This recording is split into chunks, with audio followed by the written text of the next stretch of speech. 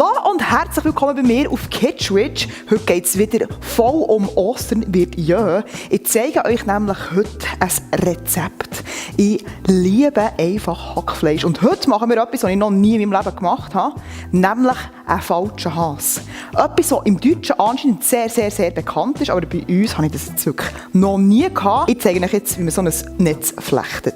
Das so zurück und dann das zweite zurück. Wieder Bacon. So her. Voilà. Und dann tut man einfach das, was man zurückklappt, hat einfach wieder drüber geklappt. Also voll easy. Und jetzt nimmt man die nebendran sind, tut sie zurückklappen.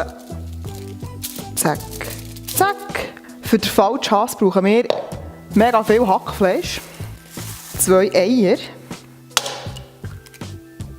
Dann habe ich hier Zwiebeln, Knoblauch und noch einen Rest Bärlauch, der noch im Kühlschrank gelegen ist. Und da ich Kräuter liebe, gibt es noch Peterli und Schnittlich. Eine ordentliche Portion Paniermehl, Salz, Pfeffer und natürlich keine tossige Person, weil das macht man von Hang und nicht mit dem Gäbeli. Und jetzt wird der falsche Has geboren.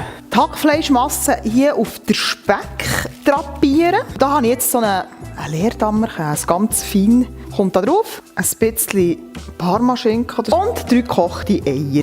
Und jetzt probiere ich hier daraus einen Braten zu machen und ich habe Schiss, dass es nicht geht. Tada! Ich habe es geschafft, einen wunderschönen Speck-falschen Hasbraten. Und der kommt jetzt bei 200 Grad mal 3/4 Stunde in den Ofen. Und dann nehme ich die Alufolie weg von diesem Braten und es einfach noch 15 Minuten einfach so ein bisschen nachbacken, dass es noch ein bisschen crunchy wird. Oh mein Gott, das wird so geil! OMG!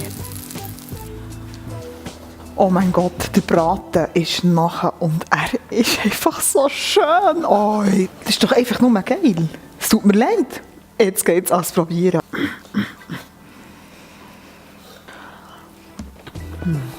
Ups, mega gross.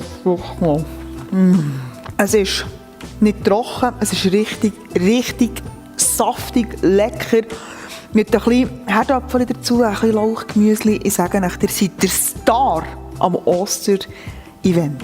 Oh mein Gott, es ist so gut. Wirklich, probiert es aus. Es ist so einfach, so schnell gemacht. Und ich wünsche euch jetzt mega schöne Ostern oder ein paar schöne freie Tage und nachmachen. Sofort!